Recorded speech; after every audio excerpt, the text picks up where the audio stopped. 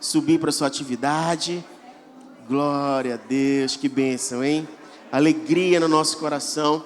A gente sabe que nesse período de chuva, nesse período de mudança climática aqui na nossa região, alguns irmãos estão adoentados, estão enfrentando aí virose, estão em casa repousando, se recuperando, mas nós ministramos em nome do Senhor Jesus, que a bênção do Senhor, a bondade do Senhor alcance a sua vida, alcance a sua casa, restaure a sua saúde, toque você em todo o seu corpo, em o nome de Jesus. Eu mesmo, você já deve ter percebido, eu estou com uma voz meio fanha, meio me recuperando também. Ontem estava com muita dor no corpo, muita coriza, uma desconforto muito grande, e eu deitei à noite e orei e falei: Senhor, amanhã é domingo, amanhã é dia de estar na igreja, amanhã é dia de compartilhar a Tua palavra. Se eu tiver ruim, se eu não conseguir levantar, não sei como é que vai ser amanhã. Não sei se Deus vai usar aí o Francisco, o Carlos, vai usar aí alguém, vai usar o Michael, não sei, vai usar o Denis, vai dar um jeito aí, Deus vai levantar alguém para ministrar a palavra, porque eu estou... E aí, quando foi essa manhã que eu abri os olhos e eu senti vigor no corpo, eu falei: glória a Deus, como é que o Senhor é bom, né? Como o Senhor faz, o Senhor acrescenta aos seus enquanto eles dormem, literalmente, né? Enquanto descansam no Senhor, enquanto confiam no Senhor. E eu quero testemunhar isso nessa manhã, agradecendo ao Senhor pela sua bondade, pela sua misericórdia. E você, como é que você está? Você está feliz? Está bem? Que bom ter você aqui nessa manhã, que bom poder compartilhar do Senhor, nessa palavra que o Senhor trouxe ao coração nessa manhã. Eu sei que alguns domingos você deve perceber que a gente partilha da palavra seguindo algumas diretrizes que o Senhor tem nos dado. Por vezes a gente traz uma palavra muito mais de ensino, outras vezes uma palavra muito mais de exortação, em alguns momentos uma palavra de encorajamento, ou até mesmo algo que o Senhor derrama sobre a igreja como despertamento. E na manhã de hoje eu quero compartilhar com você algo que o Senhor trouxe no meu coração, e dizer inclusive que ao longo desse feriado, logo na terça-feira, eu tive um pouquinho mais de tempo, então eu me dediquei a escrever a mensagem, e eu havia escrito toda a mensagem, e aí eu fui me deitar de terça para quarta, e fiz uma simples pergunta na hora de me deitar: Senhor, isso que eu escrevi, isso que veio ao meu coração, é de fato o que o Senhor quer compartilhar com a igreja?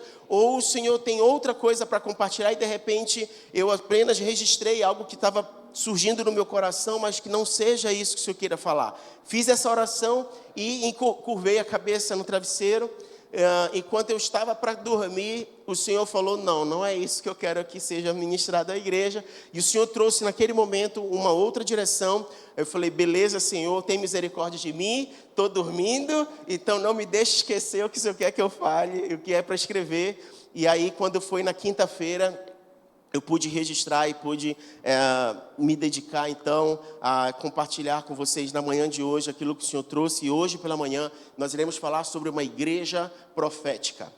E talvez você já tenha escutado essa expressão, profético, algo profético, ou profecias, ou profetas. E entender o que significa ser profético e entender o que é agir como uma igreja profética faz parte da missão da igreja e daquilo que o Senhor tem nos levantado para cumprir em relação ao seu propósito.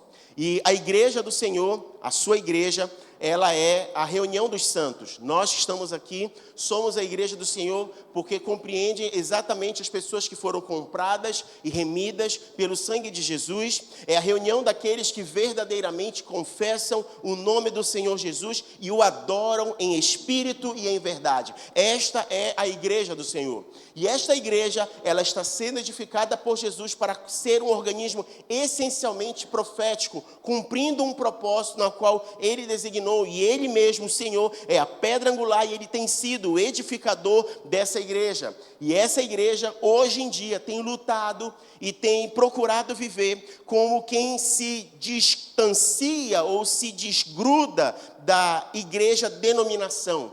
Hoje você tem com certeza visto nas redes sociais muitas histórias, muitos escândalos, muitas situações que têm trazido desapontamento, tristeza no meio do povo de Deus. E é como se então a igreja do Senhor, a igreja salva em Jesus, a igreja que Ele mesmo ataviou, que Ele mesmo preparou como igreja gloriosa, aquela que é dada a vestir com linho finíssimo, os atos de justiça dos santos. Essa igreja, ela meio que está se descolando da igreja denominação que tem por muitas vezes maculado, por muitas vezes entristecido o Senhor, por muitas vezes não tem exercido o seu papel como igreja e tem trazido muita tristeza e desonra ao Senhor por conta de escolhas, de posicionamentos. Mas é importante a gente diferenciar essas duas igrejas, a igreja de Cristo, corpo de Cristo, da igreja denominação, aquela formada pelos homens, instituída pelos homens. E essa diferenciação, ela não se dará apenas pelo nome, até porque você vê que a igreja do Senhor, igreja com I maiúsculo, se diferencia da igreja denominação, igreja com I minúsculo, organização humana. Mas a diferença principal se dará por meio da sua identidade e do seu testemunho. A missão que os amigos de Deus, a reunião que os amigos de Deus carregam, é aquela missão de comunicar a mente e o coração de Deus. É aquela missão de receber da parte do Senhor aquilo que está no seu coração e compartilhar com os homens, compartilhar com as pessoas aquilo que parte do coração de Deus através de uma linguagem compreensiva, através de algo comunicável e compreensível para as pessoas. A gente viu no domingo passado, em João 15:15, o Senhor falando a respeito disso com os seus discípulos. Quando Ele disse: eu não tenho mais em vocês apenas servos, eu tenho em vocês os meus amigos. Porque os servos, eles não sabem o que está no coração do seu Senhor, mas os amigos sabem, o Senhor o revelou. Então, no papel da igreja, essa igreja, a reunião dos amigos de Deus, são aqueles que cumprem esse papel profético. Porque a igreja é fundamentalmente profética, ela é a comunidade dos crentes que foram salvos através do sangue de Jesus e empoderadas pelo Espírito Santo de Deus para dar testemunho a respeito de Cristo a todas as nações. Veja o que está escrito em Mateus 24. Mateus 24, verso 14.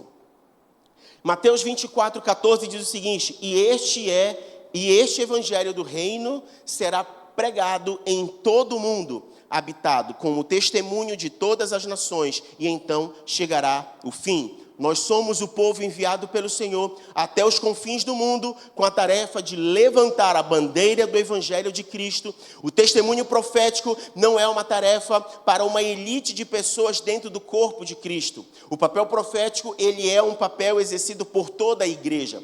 Infelizmente, por conta das igrejas mais carismáticas, das igrejas neopentecostais, parece que foi criada uma ideia, uma cultura de que algumas pessoas carregam os dons proféticos, os dons espirituais, e elas é como se fosse uma espécie de elite espiritual da igreja. Então, quando você quer uma oração poderosa, você procura aquele irmão que é mais explosivo nas orações ou que é mais impetuoso na hora de falar. Quando você quer uma reunião mais acalorada, mais movimentada, você então crê que aqueles irmãos que falam em línguas ou que têm dons espirituais e que agem de maneira sobrenatural, então você entende que eles são mais espirituais. Mas esta é um entendimento muito equivocado. A palavra de Deus não nos traz orientação a compreender as coisas desta maneira. Você observa em 1 Coríntios, capítulo 14, o próprio apóstolo Paulo escrevendo uma carta à igreja. E quando esta carta é lida, ela não é lida para um grupo específico. Ela é lida para todos os irmãos que congregam naquela igreja. E ele fala sobre diversos assuntos, e quando ele chega no capítulo 12, 13 e 14, ele começa a falar a respeito de dons espirituais. E no verso 14, no capítulo 14, a partir do verso 1, o apóstolo Paulo fala à igreja a respeito do dom profético, a respeito do cumprimento dos dons no meio da igreja. E ele diz o seguinte: segui o caminho do amor e exercei com zelo os dons espirituais. Contudo, especialmente o dom de profecia. Porquanto, quem se expressa em uma língua estranha não fala aos homens, mas a Deus. De fato, ninguém o compreende, pois em espírito fala mistérios. Entretanto, quem profetiza o faz claramente para a edificação, encorajamento e consolação de todas as pessoas. Quem fala em uma determinada língua, a si mesmo se edifica, mas quem profetiza, edifica a igreja. Perceba que o apóstolo Paulo fala sobre uma necessidade no meio da igreja, de edificação, de consolação, de exortação. E essa palavra, ela é cumprida por meio da palavra profética. Em nenhum momento ele também desencoraja os irmãos a procurarem outros dons. Na verdade, na carta de Paulo a Coríntios, ele diz: procurai com zelo os melhores dons. Se você recebe da parte de Deus o presente, o dom que Ele lhe deu e lhe habilita a uma determinada área, cumpra isso com zelo, cumpra isso em amor. É por isso que ele fala em 1 Coríntios 13, logo no começo: ainda que eu fale a língua dos anjos e dos homens, se não tivesse amor, é um sino fazendo barulho. Ou seja, eu posso falar em línguas, eu posso estar me expressando em línguas, eu estou me edificando a minha vida com o Senhor. Entretanto, se eu não exercer o dom em amor, eu sou apenas alguém que fica fazendo barulho, um sino que retine. O Senhor chama a atenção por meio da carta à igreja, como o amor sendo a base daquilo que a gente precisa cumprir com relação aos dons recebidos do Senhor. E aí ele vai dizer: o amor não se porta inconveniente, o amor ele não é soberbo, ele não se ufana, não se ensoberbece. Então, quando a gente recebe um dom da parte do Senhor, não deve servir para que a gente se orgulhe disso, não deve servir para que a gente se porte indevidamente, não deve servir para que a gente não haja em amor com relação ao exercício do dom. Perceba, esse grupo que Paulo libera a palavra em relação a esse texto de 1 Coríntios 14, ele não está restringindo realmente a apenas um grupo de elite na igreja, os irmãos da intercessão, ou os irmãos que são aqueles proféticos que sempre têm uma palavra para liberar sobre a vida de alguém. Esse desejo do coração de Deus revelado ao coração de Paulo e ensinado à igreja é para toda a igreja. Se você for comigo para Números, capítulo 11, verso 26. Números 11, 26. Você vai perceber que já é uma inclinação, desejo da parte do Senhor agir dessa forma com relação ao seu povo, com todas as pessoas que fazem parte do seu povo em relação ao cumprimento de um papel profético. Olha o que está escrito no Antigo Testamento em Números 11, 26. 2 homens haviam permanecido no acampamento. Um deles se chamava Eldade e outro Medade. O Espírito também os alcançou e pousou sobre eles. Ainda que não tivessem vindo à tenda, embora estivessem entre os escolhidos. E assim puseram-se a profetizar no acampamento. Um jovem correu e foi anunciar a Moisés: eis que Eldade e Medade, exclamava ele, estão profetizando no acampamento. Josué, filho de Num, que desde a sua mocidade auxiliava a Moisés, tomou a palavra e rogou-lhe: Moisés, meu senhor, proíbe-os. Contudo, ponderou-lhes Moisés: estás ciumento por minha causa? Que bom seria se todo o povo do Eterno fosse constituído de profetas, e que Yahvé depositasse o seu espírito sobre eles. O que nós estamos encontrando aqui é exatamente a experiência de como o Espírito do Senhor se manifestava na antiga aliança. Hoje nós estamos acostumados a perceber que numa reunião ou no meio do povo de Deus, o Senhor se manifesta através do seu povo e todas as pessoas são tomadas pelo derramar do Espírito, e você vê então pessoas profetizando, pessoas falando em línguas, pessoas agindo de maneira sobrenatural, o Espírito Santo consolando, confortando, ministrando as vidas. Não era assim que acontecia no Antigo Testamento. Na antiga aliança, o Espírito do Senhor, ele não estava presente permanentemente nas vidas e nos corações daqueles que são povo de Deus como nós temos hoje. Na antiga aliança, o Senhor se manifestava, ele trazia com seu Espírito, repousava sobre o profeta, repousava sobre o seu ungido, repousava sobre quem ele queria usar e depois ele se retirava. Moisés tinha encontros com o Senhor na tenda, a nuvem, de coluna de nuvem parava na frente da tenda, o povo já sabia que Moisés estava tendo uma experiência com o Senhor, Deus estava se revelando a Moisés, e eles aguardavam então o que teria que ser anunciado após esse momento. Uma certa vez a glória do Senhor foi tão grande que o rosto dele precisou ser coberto, tamanha era a glória. Da mesma forma, nesse momento, nessa experiência, só Moisés, então, era tido diante do povo como aquele que recebia da parte de Deus para comunicar as orientações de Deus ao povo. Nesse episódio, isso acontece com outras 2 pessoas dentro do arraial. E o que aconteceu, que aquilo era estranho. Então esse jovem vem a Moisés e relata o que estava acontecendo. E Josué então se posiciona como quem diz assim: o senhor vai deixar isso acontecer? Outras pessoas vão falar com autoridade, outras pessoas vão falar da parte de Deus. Essa unção, essa graça não está sobre a sua vida. E aí Moisés traz algo precioso, que é da parte do coração de Deus. Quem dera que todo o povo profetizasse. Quem dera que todas as pessoas pudessem ser cheias do Espírito Santo e pudessem falar em nome do Senhor. E por que Moisés traz esse relato? Porque falar em profecia, trazer a profecia, cumprir esse papel, é comunicar a mente e o coração de Deus. Significa dizer que Deus quer se revelar e que Deus quer trazer algo específico do seu coração para o seu povo. E nesse mesmo texto de 1 Coríntios 14, é possível perceber que não era algo exclusivo de um grupo de pessoas. Assim como no Antigo Testamento, Moisés declarou isso em relação ao arraial, em relação à comunidade. Nesse mesmo texto, quando Paulo fala à igreja, ele também declara a importância de que isso pudesse ser experimentado por todo o povo de Deus. Vai comigo em 1 Coríntios 14, 24.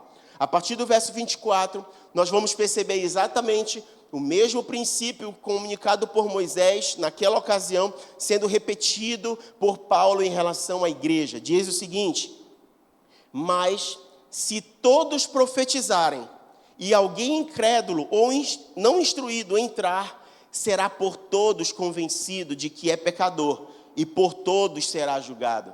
Os segredos do seu coração se tornarão manifestos. E assim, prostrando-se rosto em terra, adorará a Deus, testemunhando que em realidade Deus está entre vós. E a gente percebe logo no início do verso 24, se todos profetizarem. Veja que a igreja de Jesus, ela é então essencialmente uma comunidade profética. Todos nós somos voz que anuncia a glória de Deus ao mundo caído. E assim como João Batista cumpriu o seu papel profético, preparando o caminho para o Messias, a igreja do Senhor, todos nós somos também a voz profética deste tempo, do tempo da graça, comunicando a glória do Senhor e preparando o caminho para a volta do Senhor Jesus. Agora, é importante nós esclarecermos algo em relação ao ambiente profético, que é a diferença do dom de profecia e a palavra profética. Pastor, não quer dizer a mesma coisa? Você vai entender aonde nós vamos chegar. O dom profético, o dom de profecia, ele é o presente dado por Deus a quem Ele quiser. É a capacidade que qualquer pessoa crente pode receber da parte de Deus. Nesse caso, a pessoa ela passa a ser habilitada a comunicar as impressões e receber do Espírito Santo aquilo que ele tem a comunicar à igreja. E qual é o objetivo disso? Nós lemos já em 1 Coríntios 14, é edificar, exortar e consolar os indivíduos ou a comunidade para a qual o Senhor está se comunicando. O acesso ao conteúdo dessa profecia se dá por meio de revelação. E aqui nós temos um ponto muito interessante, é como isso acontece. O Espírito Santo, então, ele comunica uma mensagem com o meu espírito. E então o meu espírito comunica essa mensagem à minha mente, que vai então compreender e processar tudo isso. E a nossa missão, então, quando recebemos algo da parte de Deus, processar essa informação e comunicar através de uma linguagem humana às pessoas que nos ouvem. Mas nesse contexto da nova aliança, não devemos considerar as profecias infalíveis. Abre comigo em 1 Coríntios 14, 29. 1 Coríntios 14, 29. Por que nós não deveremos considerar todas as profecias infalíveis? Tratando-se de profetas, falem 2 ou 3. E os outros, julguem com zelo tudo o que foi dito. Por quê? Verso 32. Verso 32 diz o seguinte: o espírito dos profetas está sujeito ao controle dos próprios profetas. O apóstolo Paulo orienta a julgar com zelo tudo o que foi dito. Por quê? Porque por mais que haja um coração sincero, por mais que haja um coração cheio do Espírito Santo, por mais que hajam boas intenções, o profeta, ele pode errar. E onde é que ele comete o erro? Quando ele está exatamente processando a informação que Deus comunicou. Por isso que a responsabilidade é muito grande sobre a vida de quem comunica sobre o que Deus está trazendo. Porque se ele acrescentar alguma coisa na palavra que Deus está trazendo, ou retirar alguma coisa da palavra que Deus está trazendo, o que precisa ser comunicado pode não ser essencialmente aquilo que Deus revelou. Errar, porque erra no processo de receber a revelação? Não, mas de interpretar, de aplicar o contexto, de comunicar aquilo que Deus está trazendo. Mas existe na Bíblia também, e a gente não está falando aqui, nesse sentido, de falsos profetas. A gente está falando de pessoas sinceras, cheias do Espírito Santo, tementes a Deus, que podem errar por conta do processamento da informação que Deus está trazendo. Mas existem os falsos profetas. A Bíblia alerta a respeito de falsos profetas. E quem são os falsos profetas? São falsos irmãos, pessoas que estão no meio do povo e que também se movem por meio de dons, se movem de maneira sobrenatural. Só que não fazem isso comunicando a mente e o coração de Deus da maneira correta, com boas intenções, com um bom propósito. E o Senhor já alertava isso nas Escrituras em Mateus capítulo 7, verso 22. Mateus capítulo 7, verso 22, o próprio Senhor Jesus alertando os seus ouvintes, ele fala que haveria um grupo de pessoas que em certa ocasião chegaria diante dele e diria: Senhor, Senhor, nós não profetizamos no teu nome? Nós não expulsamos os demônios em teu nome nós não realizamos milagres? Então o Senhor iria declarar: nunca os conheci, afastai-vos da minha presença, vós que praticai o mal. E aí você pode se perguntar, assim como eu me pergunto muitas vezes em oração: Senhor, por que o Senhor dá o dom então para uma pessoa que não vai honrar o teu nome? Por que isso acontece? Mas o Senhor é soberano, o Senhor usa quem o Senhor quer, o Senhor faz da forma que o Senhor quer. E o Senhor mesmo esclarece, que nos nossos dias o joio cresceria junto com o trigo.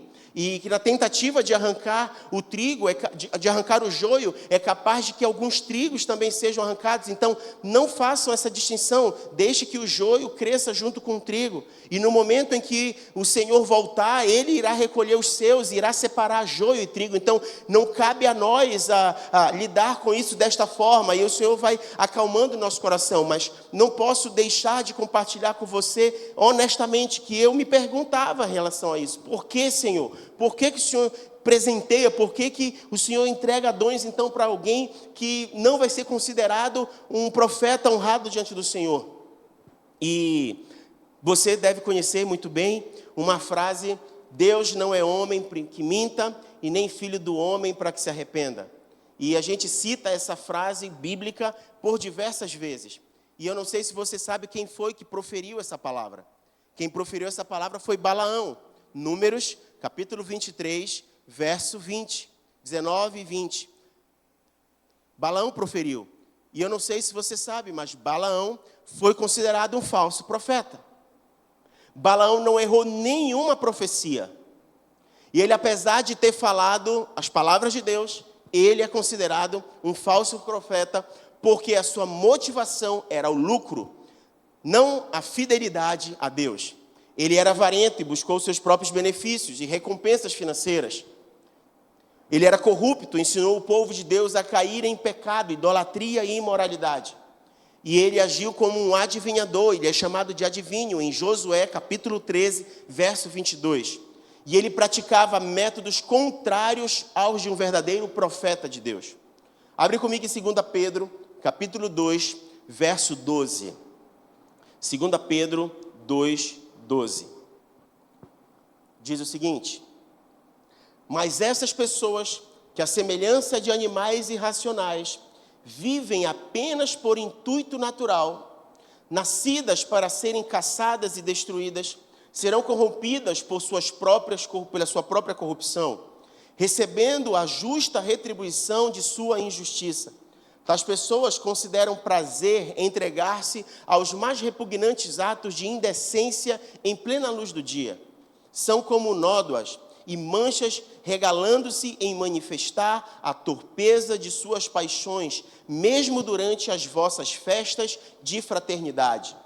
Tendo os olhos cheios de adultério, nunca param de pecar. Iludem os incautos e têm o coração habituado à ganância. Malditos! Eles se desviaram, abandonando o caminho correto e seguindo o rastro de Balaão, filho de Beor, que se apaixonou pelo salário da injustiça. Nós temos aqui um registro do comportamento de Balaão, que não errou nenhuma profecia, que não é tido como um falso profeta porque ele não cumpriu o compromisso de falar aquilo que Deus estava dizendo que deveria ser falado, mas porque a intenção do seu coração era a intenção maligna, a intenção do seu coração não era pura, não era correta, enganou o povo de Deus, não era justa, não era correta, buscou o seu próprio interesse, recebeu por conta disso, manipulou situações por conta disso. E isso nos traz um alerta muito interessante. Não são os dons ou o exercício do dom que vai caracterizar para nós se uma pessoa é espiritual ou se ela não é espiritual. Se ela é muito amiga de Deus ou pouco amiga de Deus. O que vai trazer, de fato, a evidência para nós a respeito de um falso profeta ou não, é o caráter dele.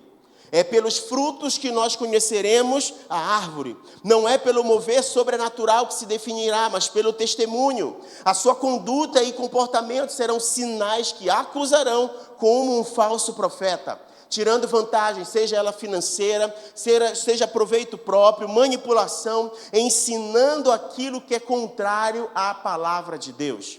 Abre comigo em Apocalipse, capítulo 2, verso 14. Apocalipse 2,14 diz o seguinte: tenho contudo contra ti algumas admoestações, porquanto tens contigo os que seguem a doutrina de Balaão, que ensinou a Balaque a armar ciladas contra os filhos de Israel, induzindo-os a comer alimentos sacrificados a ídolos e a se entregarem à prática da prostituição. Então a gente está falando sobre um falso profeta. E com relação ao falso ensino, a Bíblia não fala apenas de Balaão. No mesmo texto de Apocalipse, capítulo 2, se você for para o verso 20, você vai ver as Escrituras trazendo um relato sobre falso ensino atribuído a outro falso profeta, mas dessa vez não um homem, uma mulher, uma falsa profetisa. Olha o que diz em Apocalipse 2:20. No entanto, tenho contra ti o fato de que toleras Jezabel, aquela mulher que se diz profetiza, porém, com os seus ensinos, induz meus servos à imoralidade sexual e a comerem alimentos sacrificados aos ídolos. Às vezes, a gente tenta lidar com esse tipo de situação como se nós precisássemos repreender no meio da igreja um espírito. Vamos repreender o espírito de Jezabel, acabar com esse espírito que traz imoralidade, confusão, manipulação, mas o que nós encontramos aqui nas Escrituras dizendo é outra coisa. Está falando sobre um ensino, uma doutrina, um comportamento, uma mentalidade.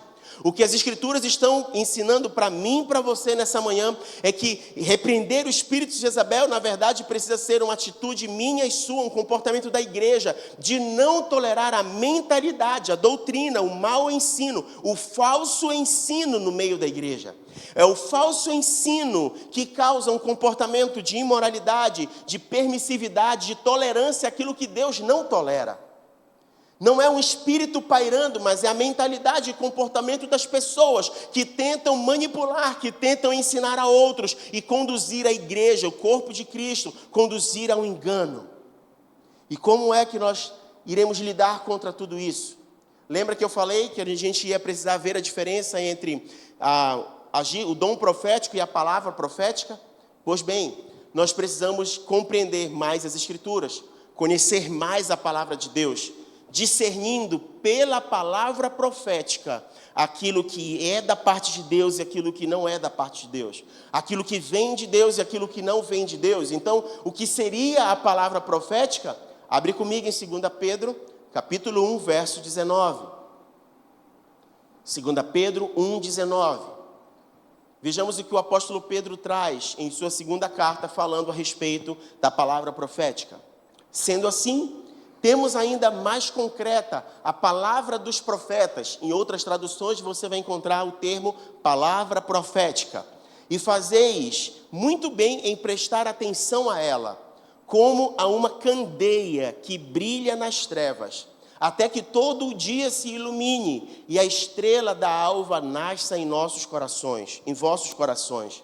Antes de tudo, sabei que nenhuma profecia da Escritura provém de interpretação pessoal, porquanto jamais a profecia teve origem na vontade humana, mas homens santos falaram da parte de Deus, orientados pelo Espírito Santo. A palavra profética, então, é o registro das Escrituras. Ou seja, a Bíblia Sagrada, que é lâmpada para os nossos pés e luz para o nosso caminho, destrói toda a escuridão. A palavra de Deus é, portanto, a nossa forma de verificação do serviço profético. Toda profecia precisa ser julgada, mas a palavra profética, ela é imutável. Ela é irrefutável, ela é incontestável. Por quê? Porque ela é a palavra de Deus. Diferentemente daquilo que uma pessoa pode proferir em nome de Deus como um profeta, as Escrituras são a palavra de Deus. Então a palavra profética nunca deve ser refutada, porque ela é inerrante, ela é palavra de Deus. Nunca uma profecia será a palavra de Deus ou será colocada no mesmo nível que as Escrituras. Nunca tenha uma profecia como algo irrefutável. Nenhuma comunicação profética pode ser colocada como tendo o mesmo peso das Escrituras sagradas. A Bíblia é o maior balizador que medirá toda e qualquer profecia. Qualquer sonho, qualquer visão, qualquer revelação que vai em contra aquilo que está escrito na Bíblia precisa ser descartado. Qualquer ensino que tenta ressignificar a doutrina bíblica deve ser rejeitado. Mesmo que venha de alguém que possa possuir os dons mais impressionantes, a maneira de se manifestar de uma maneira sobrenatural, mesmo que venha dessas pessoas, se estiver contrária à palavra de Deus, deve ser refutada. A igreja, ela é essencialmente profética, porque ela é edificada sobre a revelação de Cristo. Ele é a pedra angular, e essa revelação, ela é dada por meio da palavra de Deus. É por isso que a Bíblia é a ferramenta básica para todo aquele que deseja se envolver com a construção da casa de Deus. Você está entendendo isso? Espero não ter sido rápido demais com essa informação. Espero não ter falado demais com relação a isso. Mas essa é uma necessidade que nós precisamos ter nos nossos dias de compreensão. Se você for para o Novo Testamento e ler na sua casa, você pode se dedicar a isso. Leia Mateus 24 e Mateus 25 na sua casa. Você vai perceber Jesus falando sobre o tempo do fim e anunciando isso e comunicando isso aos seus discípulos, porque eles questionaram.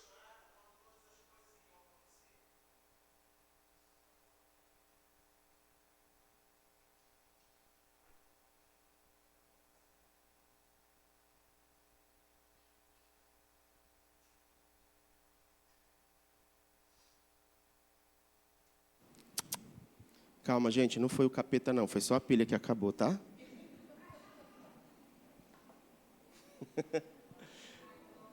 Glória a Deus, né?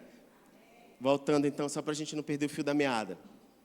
Mateus 24 e 25, o próprio Senhor Jesus falando a respeito do fim, ele se expressa no capítulo 24, no verso 15, fazendo uma afirmação a respeito do tempo do fim. Ele fala profeticamente sobre esse tempo.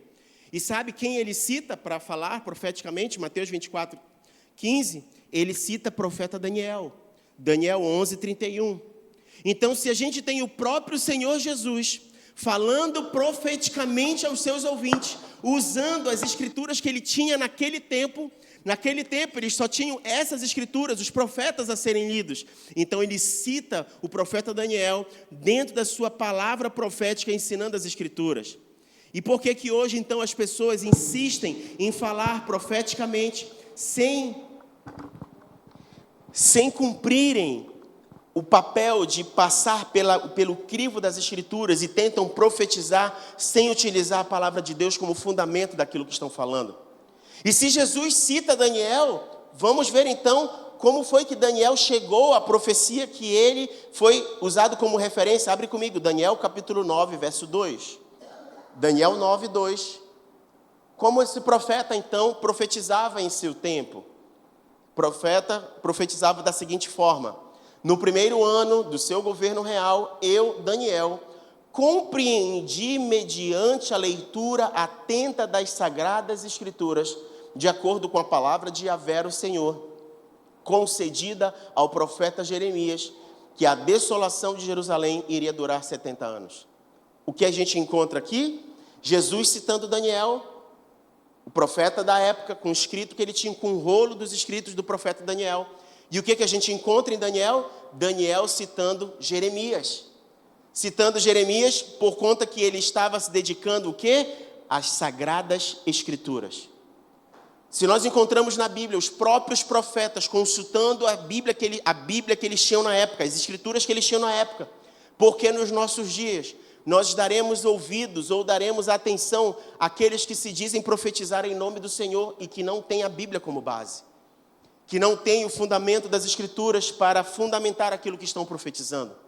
Como daremos ouvidos então àqueles que estão no meio do povo, utilizando-se da influência no meio do povo, do estereótipo de espirituais no meio do povo, mas trazendo engano no meio do povo, consumindo os corações por meio de manipulação? A palavra e a oração sempre foram o meio de investigação dos profetas desde os tempos mais remotos. O papel profético que o Senhor está chamando a igreja para servir no tempo do fim não será fundamentado nos dons proféticos, mas na palavra profética. E esse é o tipo de ministério que o Senhor vai preparar a sua igreja para cumprir nos seus dias. Eu queria convidar você a se colocar de pé. Uma igreja cheia do Espírito Santo, que ama servir, manifestando os dons espirituais, que manifesta sinais poderosos, mas que fundamenta todo o seu serviço nas escrituras proféticas e não nas suas experiências místicas. Eu sei que você, por diversas vezes, já deve ter sido tocado pelo Senhor de maneira muito íntima e pessoal, no momento de um culto, no momento de oração, no seu devocional, escutando uma canção ou alguém orando por você. Mas deixa eu dizer para você algo: mais do que o que a gente pode experimentar, mais do que a gente pode sentir, mais do que os arrepios que a gente pode experimentar no nosso corpo, existe algo que o Senhor está querendo comunicar a mim e a você por meio da sua palavra. A sua palavra é a verdade. Lâmpada para os meus pés é a tua palavra e luz para o meu caminho. Se o Senhor tem algo a comunicar do seu coração e da sua mente através dos seus profetas, a palavra profética irá testificar, a palavra profética irá confirmar. Não seja levado por qualquer vento e engano. Muitas pessoas às vezes procuram esses gurus da fé, esses profetas, como se eles tivessem sempre algo a revelar ou algo oculto a trazer à luz, como se a gente tivesse necessidade de saber o tempo todo alguma coisa. Deixa eu falar, no reino de Deus as coisas não funcionam assim. Não existe uma bola de cristal, não existe uma lâmpada mágica, não existe uma palavra especial, não existe nada místico como a gente vê nos filmes ou nos desenhos. Nós estamos falando de um Deus pessoal, que se revela aos seus amigos. Aquilo que o Senhor tem a comunicar e deseja também comunicar diretamente ao teu coração e ao meu coração. Mas atente a algo: precisamos buscar a face do Senhor, precisamos nos posicionar como amigos de Deus, precisamos nos colocar como quem o Senhor pode contar, com quem Ele pode confiar a inteireza do seu coração. Se hoje o Senhor se revelasse a mim e a você, que tipo de coração Ele encontraria? Se o Senhor precisasse chamar a você e dissesse: olhe para os céus e veja as estrelas, veja se você pode contar, e você saísse aqui da rua, aqui na frente, e nesse sol que está brilhando, aí você olhasse para cima, talvez você dissesse: eu não consigo ver estrela nenhuma. Existem coisas que estão limitadas ao nosso poder e à nossa capacidade, mas nós não devemos duvidar da palavra de Deus. Se o Senhor se revelasse a você e a mim hoje e dissesse: eu preciso que você construa uma arca, e aí você vai dizer: Senhor, quanto tempo isso vai demorar? Porque eu tenho algumas prioridades, eu tenho alguns projetos a cumprir antes. Será que essa seria a minha resposta e a sua resposta? Ou você abriria a mão de tudo para obedecer aquilo que o Senhor está direcionando você a fazer? E quanto vai custar? Não faltará os recursos, mas eu preciso de um coração disponível. O que nós precisamos entender nos nossos dias é que o nosso coração precisa estar alinhado ao coração de Deus.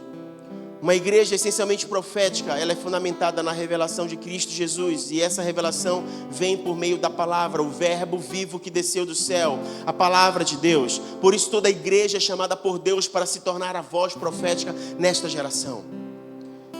E isso acontece quando o corpo de Cristo, homens e mulheres, amigos de Deus, cheios do Espírito Santo, estão dispostos e disponíveis a cumprir o propósito de Deus na sua geração.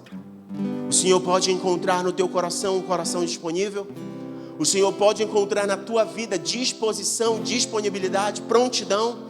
O Senhor pode encontrar em você obediência para esse tempo? Fale com o Senhor agora. O Senhor está levantando uma igreja gloriosa. E essa igreja, ela se move de maneira profética, de maneira a instruir e manifestar a vontade de Deus, o coração de Deus no seu tempo, preparando o caminho para a volta de Jesus.